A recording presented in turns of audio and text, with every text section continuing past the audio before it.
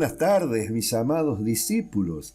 Soy Manu Pereiro, ministro de la Iglesia del primer siglo, por la voluntad de Dios, y aprovecho esta oportunidad para enviarles mis bendiciones, la gracia y la paz de nuestro Padre Celestial, en el maravilloso nombre de nuestro Señor y Salvador Jesucristo.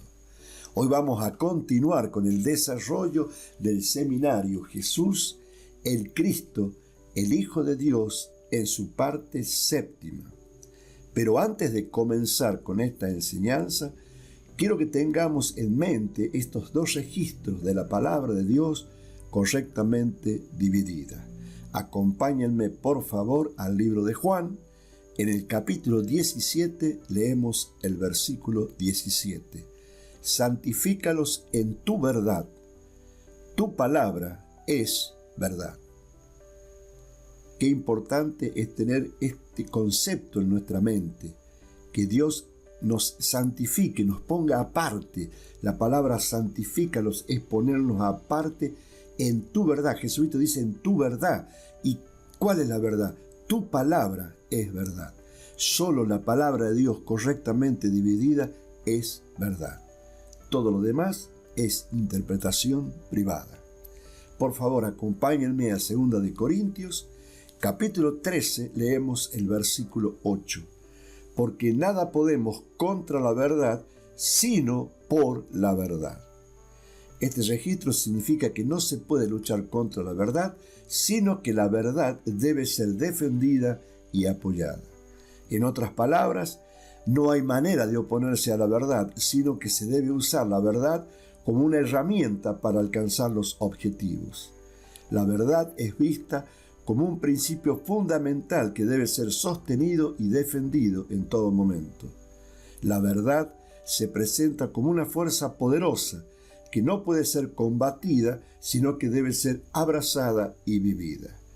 Por lo tanto, la frase «porque nada podemos contra la verdad, sino por la verdad» es una declaración de la importancia de mantener la verdad en la vida cristiana, una invitación a abrazarla y vivirla, y una afirmación de que la verdad es una fuerza poderosa que no puede ser derrotada. Hoy, gracias a la palabra de Dios que nos ha sido revelada, descubriremos que nuestro Señor Jesucristo fue en todo semejante a nosotros.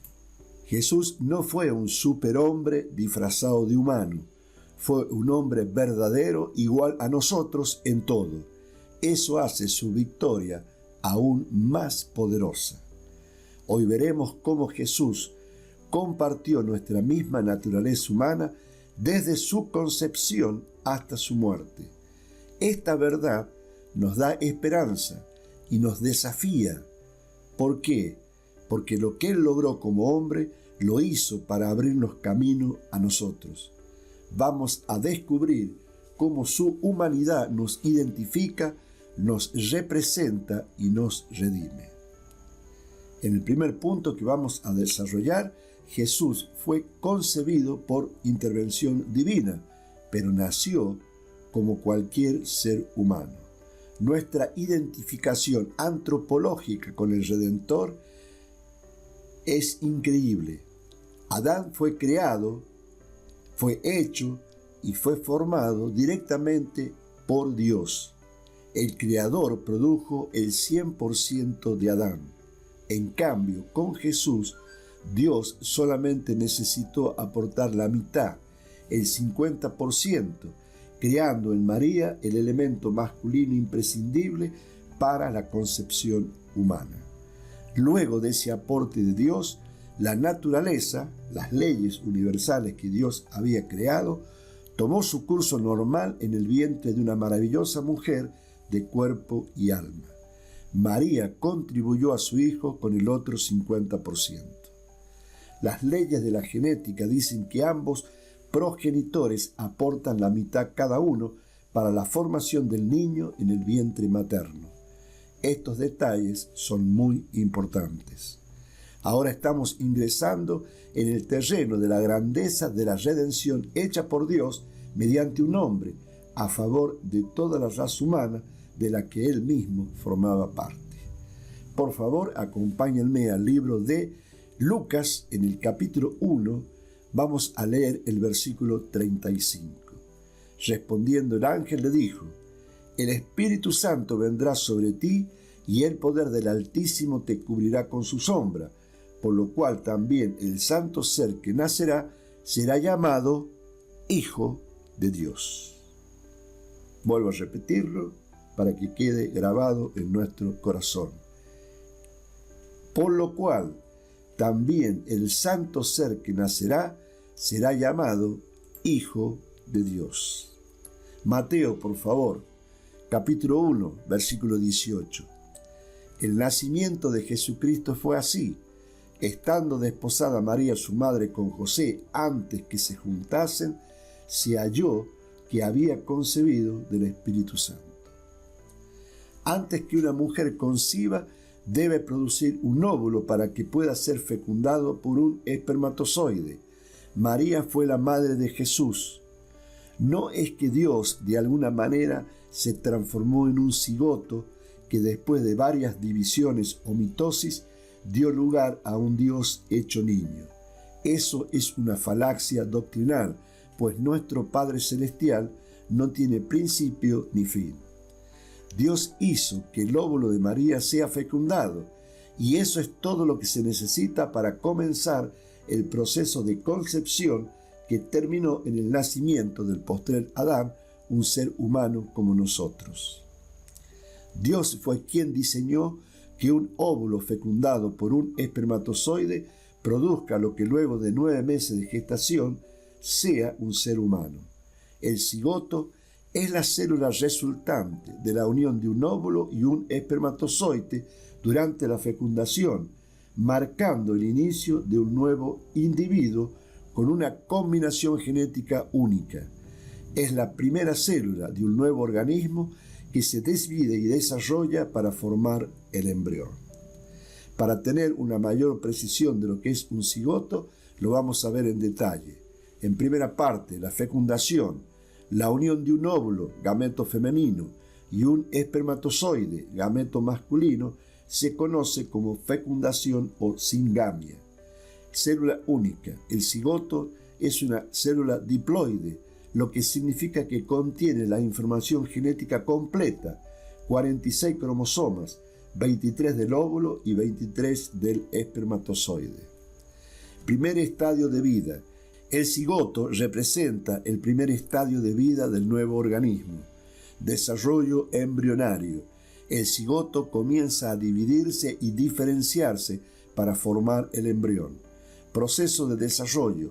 El cigoto se divide en 2 células, luego en 4 y así sucesivamente, creando un embrión que eventualmente se implanta en el útero. Esta es la explicación científica y natural del nacimiento de nuestro Señor y Salvador Jesucristo. Acompáñenme por favor al libro de Romanos, en el capítulo 1, y comenzando a leer el versículo 1, dice así: Pablo, siervo de Jesucristo, llamado a ser apóstol, apartado para el Evangelio de Dios, que él, Dios, había prometido antes por sus profetas en las Santas Escrituras. ¿Acerca de quién? De su Hijo. Acerca de su Hijo, nuestro Señor Jesucristo, que era del linaje de David según la carne. Este evangelio para el que Pablo había sido apartado para proclamar y que había sido anunciado por el Antiguo Testamento, no es acerca de Dios, sino de su Hijo, quien era del linaje de David según la carne. Este es un tema que todos tenemos que tener presente. Jesucristo perteneció al linaje de David según la carne. ¿Por qué dice según la carne si David y Jesús no estuvieran conectados por la carne? El vínculo genético de Jesús con todos sus ancestros es indisoluble. Tanto el rey como el redentor eran parientes lejanos, ligados por una línea genética familiar. El mismo Cristo Jesús, en la revelación que le dio a Juan para escribir el Apocalipsis, dijo de sí mismo: Acompáñenme, por favor, a Apocalipsis, capítulo 22, en el versículo 16. Yo, Jesús, he enviado mi ángel para daros testimonios de estas cosas en las iglesias. Yo soy la raíz y el linaje de David. Interesante esta frase, ¿no es cierto, Nati? Yo soy la raíz y el linaje de David, la estrella resplandeciente de la mañana. Para ser raíz y linaje de alguien, cualquier persona tiene que ser de la misma naturaleza que todos los parientes de ese linaje. Usted tiene un linaje y es en todo igual a sus parientes. Habrá algunos rubios y otros morochos o morenos en su familia. Unos serán más altos y otros más bajos, pero son todos seres humanos como usted. Pablo conocía este hecho y se lo compartió a Timoteo. Acompáñenme, por favor, a 2 de Timoteo, capítulo 2, versículo 8. Acuérdate de Jesucristo, del linaje de David, resucitado de los muertos, conforme a mi evangelio. Qué importante es analizar y conocer todos estos registros de la palabra de Dios que nos muestran la verdadera naturaleza de nuestro Señor y Salvador. David murió y también lo hizo Jesucristo. Está clarísimo que a diferencia del rey y de todos sus ancestros, nuestro Salvador fue resucitado y en concordancia con eso fue hecho por Dios, Señor y Cristo. Romanos, por favor, capítulo 6, versículo 9. Sabiendo que Cristo, habiendo resucitado de los muertos, ya no muere, la muerte no se enseñorea más de él. Solamente con este registro bíblico podemos demostrar una y otra vez que Jesucristo no es Dios, porque Dios no puede morir. Jesucristo murió y estuvo 3 días muertos para que se cumpliese la ley de que una persona tenía que estar muerta durante 3 días para ser legalmente considerada muerta. Dice, sabiendo que Cristo, habiendo resucitado de los muertos, ya no muere. La muerte no tiene más poder en él. Dice la palabra, no se enseñorea más de él. Cuando dice la muerte no se enseñorea más de él, es porque por 3 días completos sí se enseñó de él, tuvo poder sobre él. Hay otras versiones que tradujeron este versículo de la siguiente manera. Primera traducción, porque sabemos que es Cristo el ungido. Una vez siendo levantado de los muertos, nunca morirá de nuevo. La muerte ya no tiene más poder sobre él. Segunda traducción, porque sabemos que es Cristo, que ahora ha sido levantado entre los muertos, ya no muere. La muerte ya no es amo sobre él. Qué maravilloso que es dividir correctamente la palabra de Dios y liberarnos de todas estas ataduras de doctrinas contrarias a la exactitud y precisión de la palabra de Dios. Jesús era parte del mismo árbol genealógico que David. El rey murió, María murió, y lo mismo le pasó a todos los ancestros de Jesús. Finalmente, él mismo también murió. Ser hijo biológico de Dios no lo eximió de su muerte. Él murió, pues todos los seres humanos morimos y moriremos hasta que la muerte sea destruida como un enemigo de la humanidad que es. Acompáñenme, por favor, a 1 Corintios 15, en el versículo 26 leemos: y el postrer enemigo que será destruido es la muerte. Mateo, capítulo 27, comenzando a leer en el versículo 3. Entonces Judas, el que le había entregado, viendo que era condenado, devolvió arrepentido las 30 piezas de plata a los principales sacerdotes y a los ancianos, diciendo: yo he pecado entregando sangre inocente. Mas ellos dijeron: ¿Qué nos importa a nosotros? Allá tú. Bueno, es importante destacar que en la palabra de Dios hay cientos de figuras literarias. Una de esas figuras literarias está usado acá en este contexto donde dice: yo he entregado sangre inocente. Es una figura que significa que la palabra sangre reemplaza a todo el ser humano al que está hablando. En realidad el vocablo sangre reemplaza al dueño de la misma. Jesús era inocente. No solamente su sangre era inocente. Él no había hecho nada malo. Veamos otros usos figurativos de la palabra sangre usados como esta figura literaria que les estoy relatando. Génesis, por favor, capítulo 4, comenzando a leer el versículo 10. Y él le dijo: ¿qué has hecho? La voz de la sangre de tu hermano clama a mí desde la tierra. Ahora pues, maldito seas tú de la tierra, que abrió su boca para recibir de tu mano la sangre de tu hermano.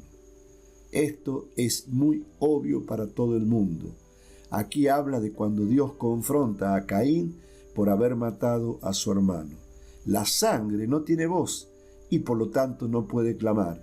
Además, la tierra recibió todos los restos de Abel y no tan solo su sangre.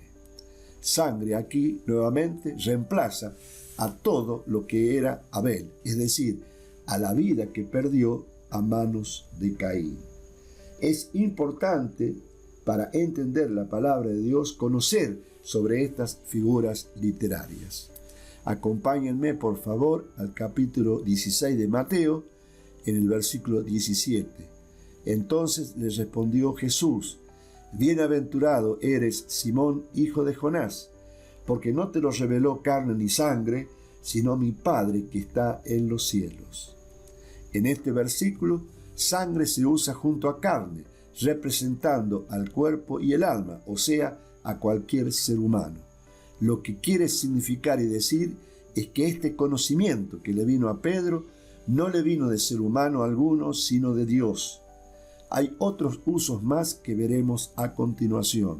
Se trata de una conversación que tuvo Jonatán con su padre Saúl, rey de Israel, acerca de David. Saúl buscaba matar a David y su hijo le recuerda a su padre que Jehová los había librado de Goliat por mano de David. Acompáñenme por favor al libro de 1 de Samuel 19:5. Pues él tomó su vida en su mano y mató al filisteo, y Jehová dio gran salvación a todo Israel. Tú lo viste y te alegraste. ¿Por qué pues pecarás contra la sangre inocente, matando a David sin causa? Todo David era inocente, no solamente su sangre, pero esta es la expresión que usó Jonatán con Saúl acerca de David. Jesús fue el Cordero Pascual cuya sangre fue derramada para limpiarnos de nuestros pecados. Acompáñenme por favor al libro de 1 de Juan, en el capítulo 1, en el versículo 7. Pero si andamos en luz, como Él está en luz, tenemos comunión unos con otros, y la sangre de Jesucristo, su Hijo, nos limpia de todo pecado. La sangre de Jesucristo representa lo que Él hizo por nosotros al verter su sangre, o más bien, más correctamente dicho, derramar su vida para librarnos del pecado. Jesús participó tanto como fue biológicamente posible en todo igual que nosotros. Hebreos, por favor. Capítulo 2, versículo 9. Pero vemos a aquel que fue hecho un poco menor que los ángeles, a Jesús, coronado de gloria y de honra a causa del padecimiento de la muerte, para que por la gracia de Dios gustase la muerte por todos. Este es un detalle antropológico muy importante. Dice, fue hecho. Pero vemos, dice, aquel que fue hecho un poco menor que los ángeles. Él no se hizo a sí mismo.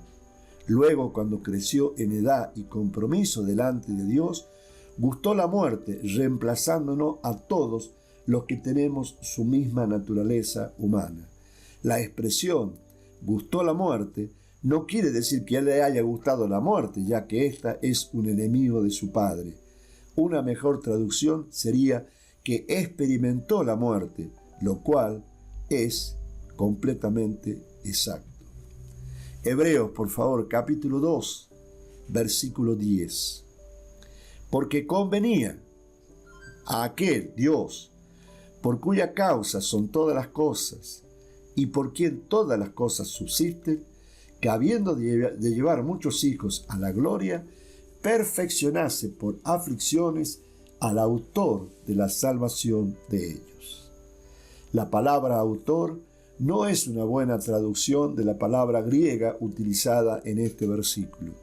El autor y generador de nuestra salvación es Dios, nuestro Padre. El maravilloso varón Jesús fue su agente, su representante y el capitán de nuestra salvación. Hebreos, por favor, capítulo 2, versículo 11.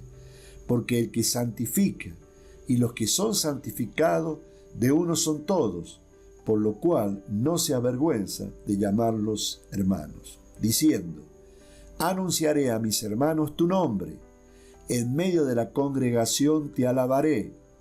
Versículo 13, y otra vez, yo confiaré en él, y de nuevo, he aquí, yo y los hijos que Dios me dio. Así que, versículo 14, por cuanto los hijos participaron de carne y sangre, él también participó de lo mismo, para destruir por medio de la muerte al que tenía el imperio de la muerte, esto es, al diablo. Versículo 15, y librar a todos los que por el temor de la muerte estaban durante toda la vida sujetos a servidumbre, porque ciertamente no socorrió a los ángeles, sino que socorrió a la descendencia de Abraham. Versículo 17, por lo cual debía ser en todo semejante a sus hermanos, para venir a ser misericordioso y fiel sumo sacerdote en lo que a Dios se refiere, para expiar los pecados del pueblo.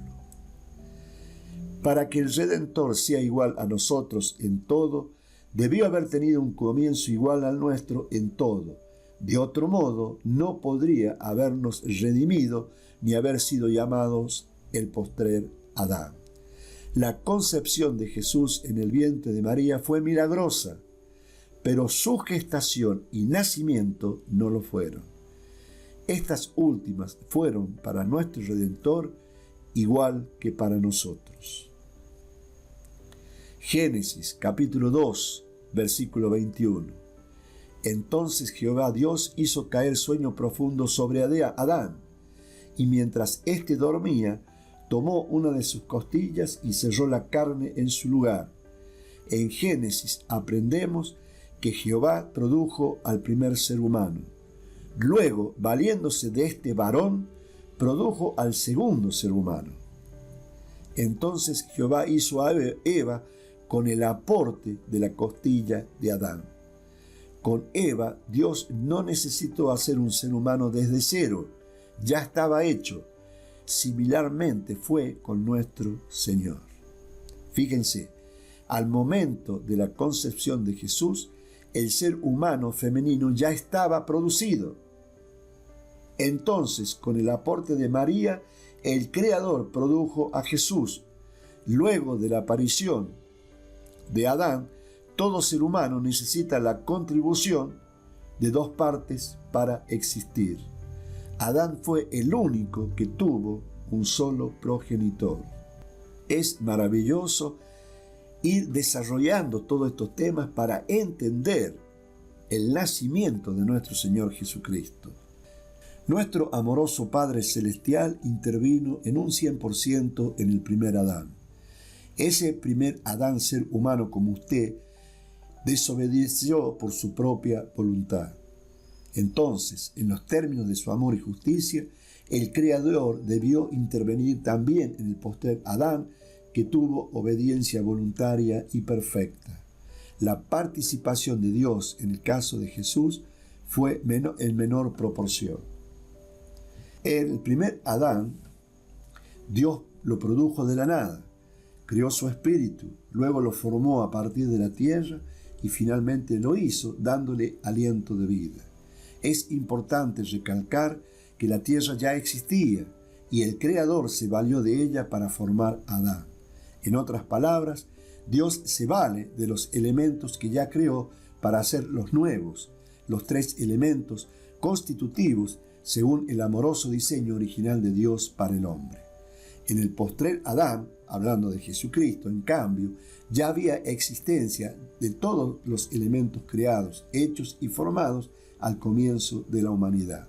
Ahora Dios solamente tuvo que intervenir mediante la segunda Eva para poner la eficiente y fiel maquinaria de reproducción en marcha.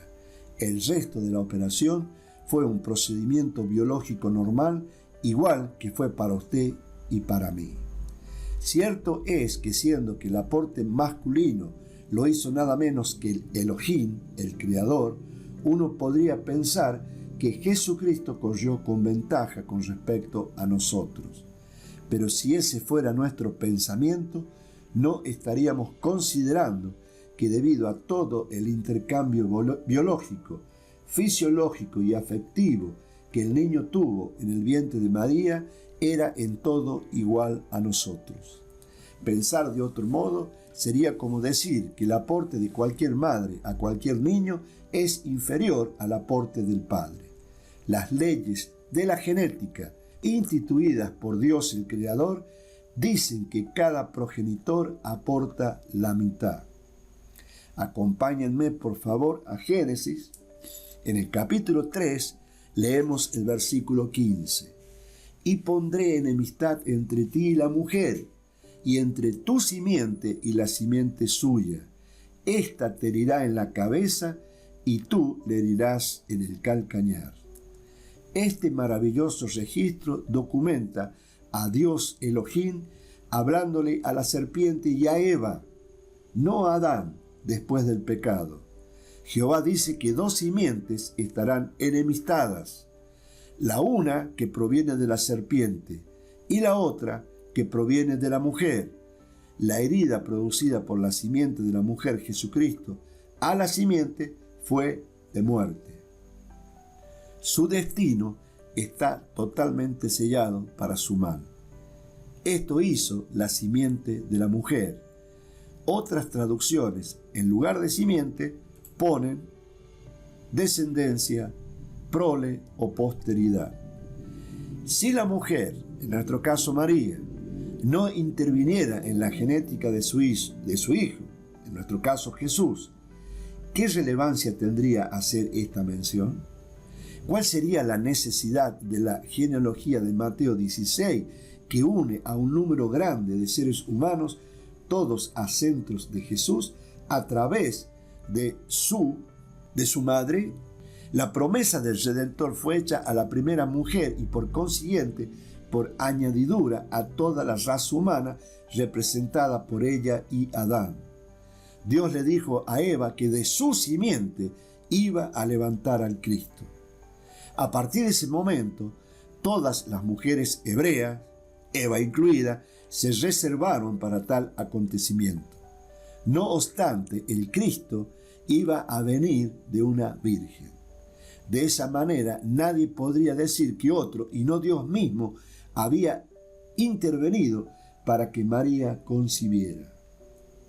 Todos estos temas, chicos, son muy interesantes que los vuelvan a considerar y a tener en cuenta. Son muy importantes todos estos conceptos. No hay razón para pensar que Dios haya violado las leyes de la genética que fueron instituidas por Él mismo al comienzo de la humanidad. Cómo intervino en el primer Adán, un ser humano que pecó, debió intervenir no más de lo necesario para producirnos el postrer Adán, otro ser humano que no pecó, que vino para recomponer el estado en el que quedó la humanidad con respecto a Dios por su inmenso amor por nosotros. Por eso Jesucristo, que es la simiente prometida a Eva, tenía que nacer como todos los que nacerían a partir de Génesis 3:15, nacidos de mujer para poder redimir al hombre. Acompáñenme, por favor, a 1 de Corintios, capítulo 15, en el versículo 45.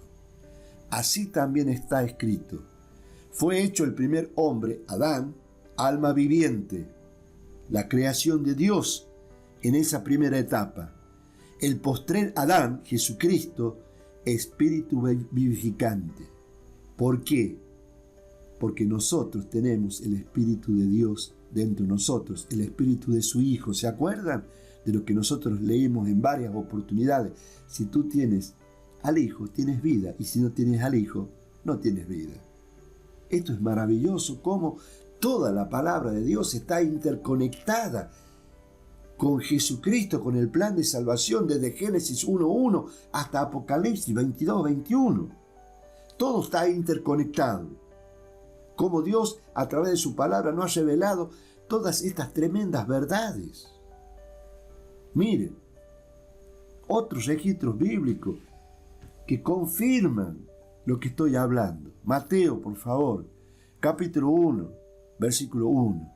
Libro de la genealogía de Jesucristo, hijo de David, hijo de Abraham. Abraham engendró a Isaac, Isaac a Jacob, y Jacob a Judá y a sus hermanos. Esa es la raíz, ese es el linaje. Fíjense, Mateo, versículo 6. Isaí engendró al rey David, y el rey David engendró a Salomón, de la que fue mujer de Urías. Y Salomón engendró a Roboam, y Roboam a Abías, y Abías a Asa. Y sigue la genealogía contada del libro de Mateo. Versículo 16. Y Jacob engendró a José. ¿Quién fue José? Marido de María, de la cual nació Jesús, llamado el Cristo, el ungido. De manera que todas las generaciones, desde Abraham hasta David, son 14. Desde David hasta la deportación a Babilonia, 14. Y desde la deportación a Babilonia hasta Cristo, 14. Si Jesucristo, que lo hemos leído una y otra vez, pertenece al linaje de David. Es más, Dios le promete a David que de su linaje iba a levantar el rey que iba a vivir por siempre. ¿Por qué Dios se toma el trabajo de revelar toda la genealogía de Jesucristo? Es porque no hemos entendido la revelación que Dios nos ha dado de su palabra, predicando doctrinas erróneas. Jesucristo no es Dios, Jesucristo es el Hijo de Dios. Fue engendrado milagrosamente por la intervención de Dios. ¿En dónde? En el cuerpo de María. Dios aportó el 50% necesario para que de la fecundación de un óvulo femenino ya creado por Dios, más la creación del espermatozoide o el alma de Jesucristo, que pudiera fecundar ese óvulo para que naciera Jesucristo. Pero en todo y por todo fue 100% humano, hasta el punto tal de que él estuvo 3 días muerto y la muerte se enseñoreó de él. Tuvo poder sobre él. ¿Hasta cuándo? Hasta que intervino Dios y lo resucitó. Y lo que ya todos sabemos, que en la resurrección de Jesucristo y en la ascensión de Jesucristo, todo el plan de Dios fue completo para la salvación nuestra. En esa promesa que Dios había dado en Génesis 3:15, Eva no podía estar incluida, pues ella ya no era virgen. Pero ella pensó que había concebido por voluntad de Dios cuando tuvo a su primer hijo Caín después del pecado. Porque ya sabemos, o mejor dicho, no sabemos cuántos hijos tuvo Adán y Eva antes de pecar. Este es el primer hijo después del pecado. Génesis, por favor, capítulo 4, versículo 1. Conoció Adán a su mujer. La palabra conoció significa, es un orientalismo que significa tener relaciones sexuales al punto de concebir, de generar una unión entre un óvulo y un espermatozoide. Conoció Adán a su mujer Eva, la cual concibió y dio a luz a Caín. Y ella dijo: por voluntad de Jehová he adquirido varón.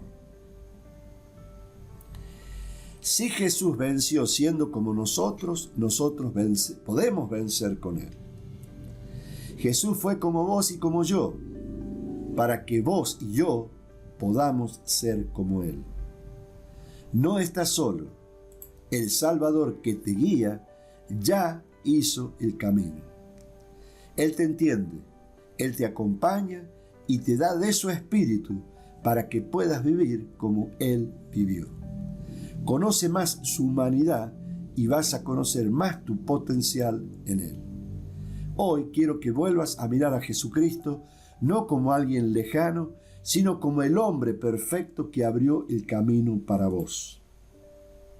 Seguilo, imitalo, viví como Él vivió, porque Él lo hizo disponible. Por último, para terminar esta séptima enseñanza sobre Jesús, el Cristo, el Hijo de Dios.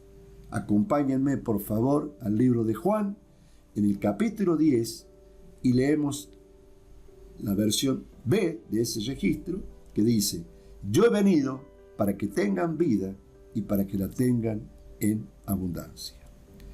Dios te bendiga y nos vemos el próximo viernes. Chao, chao.